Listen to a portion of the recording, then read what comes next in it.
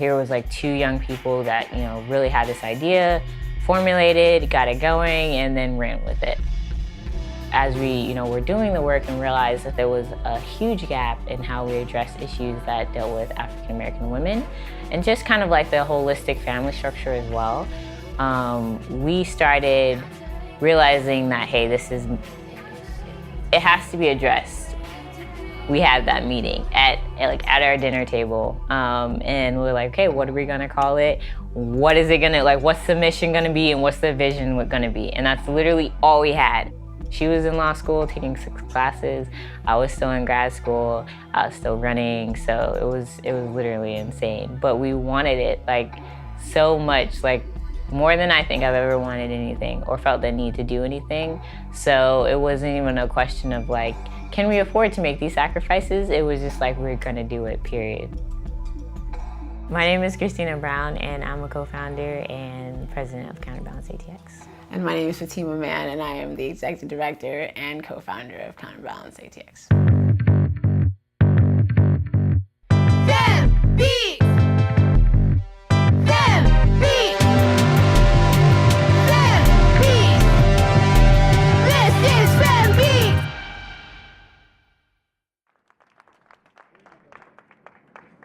We come to celebrate the lives of those lost, but we also honor those lives as well. And it's up to us to honor all lives, because we believe that all lives lost behind prison walls are unnecessary. All lives in custody are avoidable. The next person coming up to speak is definitely a passionate individual, a passionate spirit, a passionate activist. She's the executive director of an organization called Counterbalance ATX. We all welcome Fatima.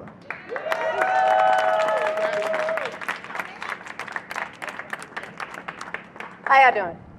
So, prisons were formed to put people who break laws in them, right? So you're supposed to be able to be rehabilitated in prison and jails. That's why we have police officers that arrest you, and they're supposed to take you to prisons and jails. And everyone has given amazing examples of how that has failed.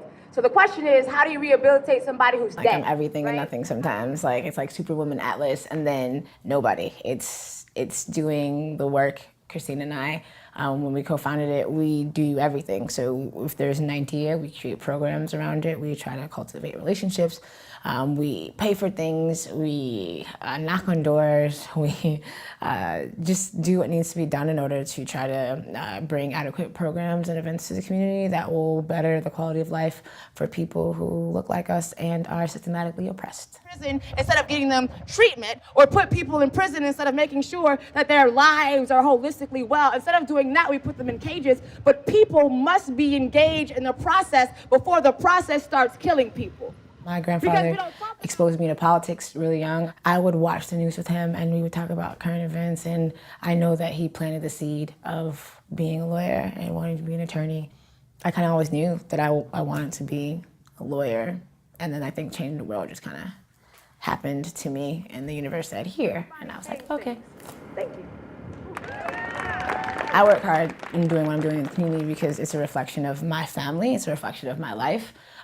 Being someone who just was blessed to get out of the community in the area that I was in that would have perpetuated negative behavior.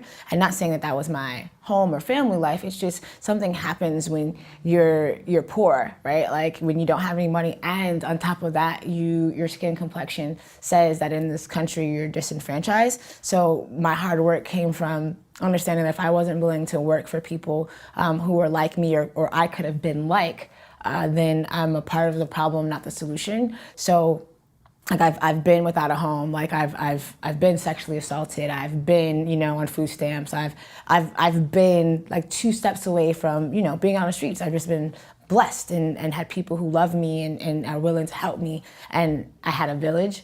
And so for me, it's being a village, even if people don't even know that there's one out here.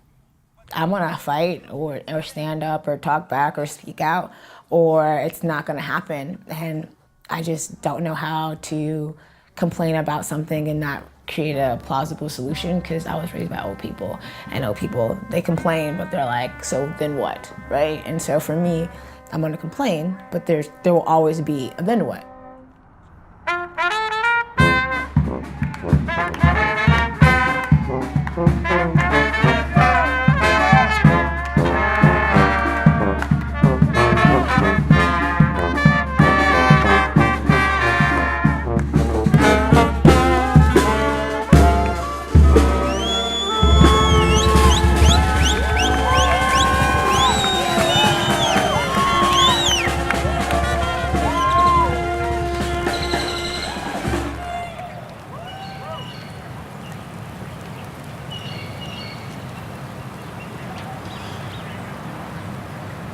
Really just, we wanted to have a space so we can all build and grow as a community, which means that we actually have to meet each other. So take the time to, meet somebody you don't know. Y'all have on name tags, so that should make it a little bit easier. People don't understand how much it takes to do what we do in terms of events. We literally were up at the crack of dawn and then till 2 in the morning. Starting with a summit, and it was great. We started with our, breakout panel talking about self-care, and just to be in a space where Black women could talk about our own issues, how it affects us, and realize it's like that aha moment when you see someone across the room kind of nodding at what's being said and laughing, and you realize that you have a shared experience, we all experience the same things. It's crazy. I'd really say that my activism started while in Austin. I got a taste of it when I was in undergrad at Baylor, which is in Waco, about 2 hours away from Austin. I had an incident on Baylor's campus where, as I was running with one of my teammates, someone called me the N-word out of a pickup truck. So naturally, I ran after the pickup truck, caught up to the pickup truck and confronted them. And then ever since then, kind of realized that I was there doing what I was supposed to do. I was, getting my degree. I was an athlete and all these other things, but I realized that, my degree couldn't protect me. I was still in Black skin.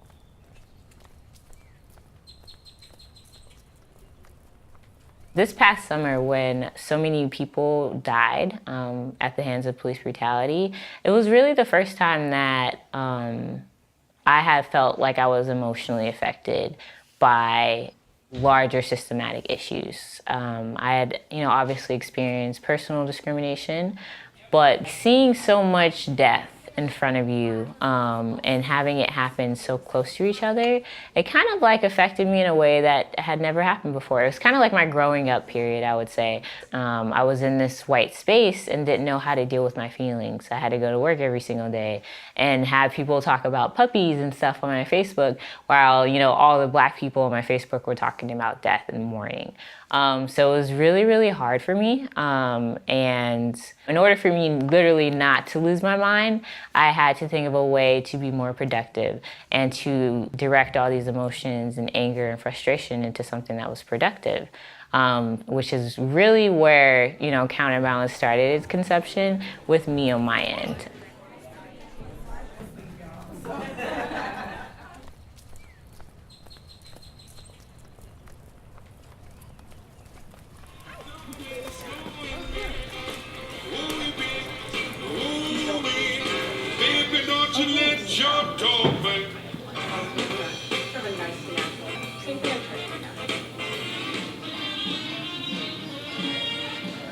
Okay.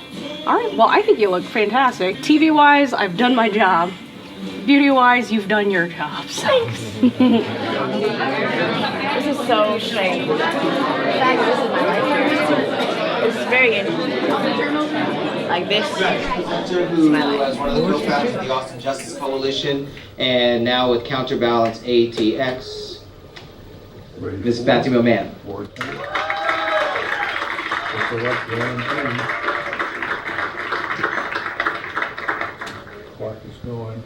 If service is the rent that you pay for your privilege on this earth, then why does America always feed us that this land is of the free?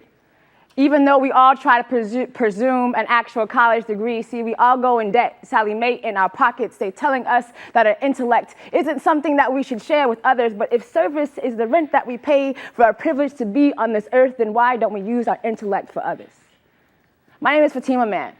Tonight, Summer 2015 is actually when I went into law school and Sandra Bland died. Sandra died while I was in Oxford, and it was Sandra Bland that made me go even harder. It made me in law school mad and excited to learn the law because I literally went from Sandra Bland right into law school.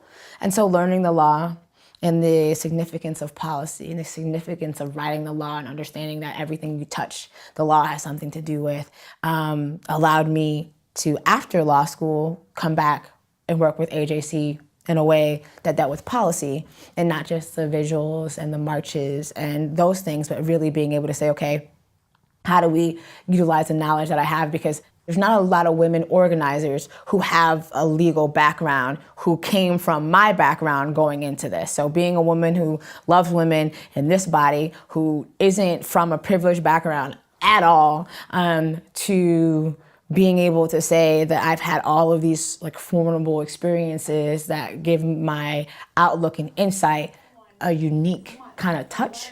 So when I came back, I just hit the ground running. So I ask you, I implore you, I invite you, I hopefully inspire you to use your intelligence in a way that you may have not thought of before. Use it to serve. Use it to pay the rent that you actually are taking up space on this earth because someone else isn't. Everyone isn't alive right now. And you owe it to them to use your intelligence to service your community. Thank you.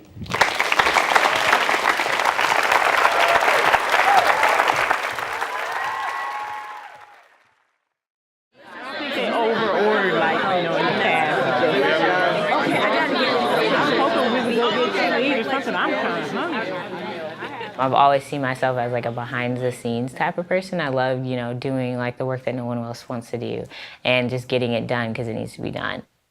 I would love to say that my role is just this one bubble, but sometimes you just kind of have to take up the slack wherever it is. And as a co-founder, it is like me and Fatima's baby. So we kind of like end up doing everything else.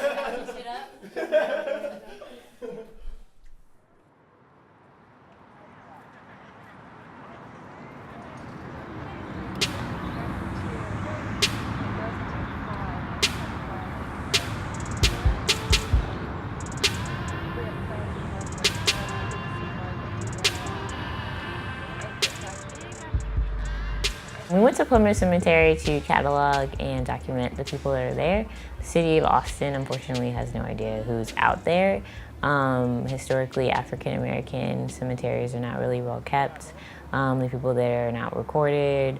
And then we actually found out that Springdale Road, which runs adjacent to Plymouth Cemetery, was actually paved on part of the cemetery. So when you're driving on Springdale Road, you're actually driving on people's bodies and things like that.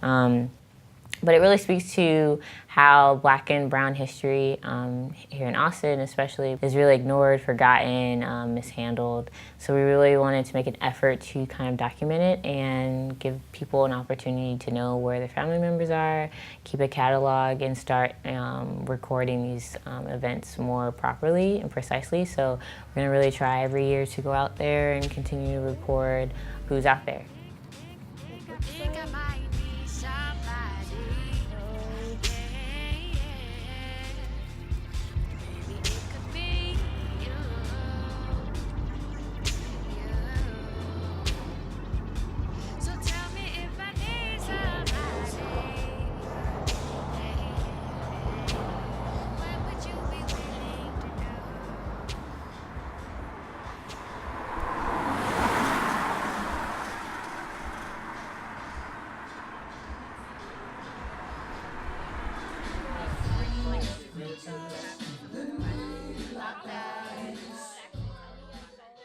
So let's play a game of Girl Tell Me Why. Girl, tell me why people care more about fetuses than they do, like actual living, breathing adult human beings. They say, don't pull a Black baby too soon from its womb, it's murder. Save it, please, so that one day a police officer can be the one to send it to his grave. Girl. David Joseph's mom. I think that's probably my most intimate and valued connection from this work. Like being able to meet someone who's lost their son to the system, essentially. He shouldn't have died, he shouldn't be dead. And just sitting with her while I'm ashamed to say kind of like hurts, because I almost like don't want to do it because it's so emotional. It's so like, it just gives me really, really bad feelings. But I would say like I'm grateful for it each time because it reminds me why I'm doing the work. And she's such a beautiful person. Like she cooks for us and she laughs and hugs us. And really she's just like a mom to us because she realizes like, hey, like we're trying to figure out what we're doing because we're both really young, but she's grateful for the help that we've been able to provide for her and her family, and her extended family, because we fundraised for her and her family in Haiti. So we really have been trying to like allow her and her, the struggles that she faced to like lead the work that we do. It's very hard for people to empathize, not just sympathize with people, especially when it's a Black person and it's someone that is not Black. When it's a Black person, I'm able to identify because I know Black people and I am Black. But even then, it's a different experience when it's in your family and it's someone that you know and love and connect with and interact with. Because I can't imagine how I would feel if something happened to someone in my family. So being around someone that I consider now to be family is definitely, definitely interesting. Girl, tell me why they hate us so much. What did we do? I ain't never understood. No, for real this time. Tell me why. Thank you. Yes. It's not just like a name. It's literally David, who wanted to go to college to change like his mother's life because she's an immigrant from Haiti. Like, and that was his one, I'm gonna cry.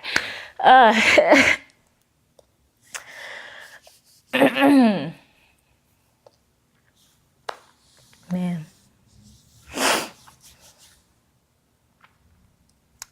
So even though it's hard, like you were saying, it's emotionally taxing to do it, then what drives you to want to do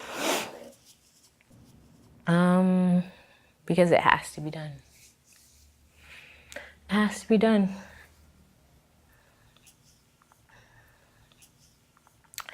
And I almost like envy people who don't see themselves in the work because they're able to kind of move through the world without any obligation to make it a better place.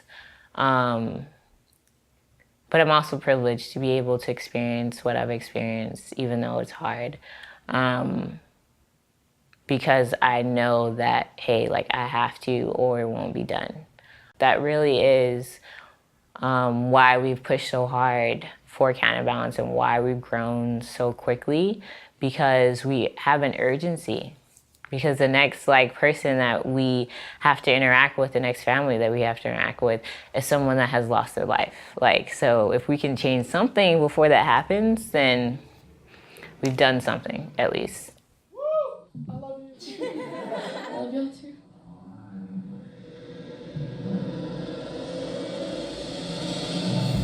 Word serving as a covenant. I'm trusting fate, no looking back because I'm done with it. If you look me in the eye, just know you stuck with me. Too attached, but I might need for you to run with me. The end goal for me is to make sure that people have access to the resources, to the opportunities, so that they can advocate for themselves, so they can be a part of the process and not just be impacted by the process. And however that shakes is how the universe has it shake. So I can tell you what I think in my human thoughts, but do I actually know, or do I actually know what the universe has for counterbalance in the work we do? No, I just know that like it's needed and necessary right now in this present time. And hopefully like down the future, we will work ourselves out of a position. I think the goal really is to empower people so they don't need us. That's the goal, really. To empower them through education and through community, so that we are not needed and we're not seen as like these exceptional figures. I hate that. Like, people look at us and like, oh my God, you guys are so great, you have so much time. And you guys are like, oh, just so innovative and all these things that you guys do. I'm like, no, we're not. Really, I'm just a normal person just like you, and you could also be doing the work as well. Which is also something that like we preach, because everyone has a skill, everyone has a passion that they can contribute to this fight, so that we no longer have like these exceptional people and we're all just an exceptional race of people.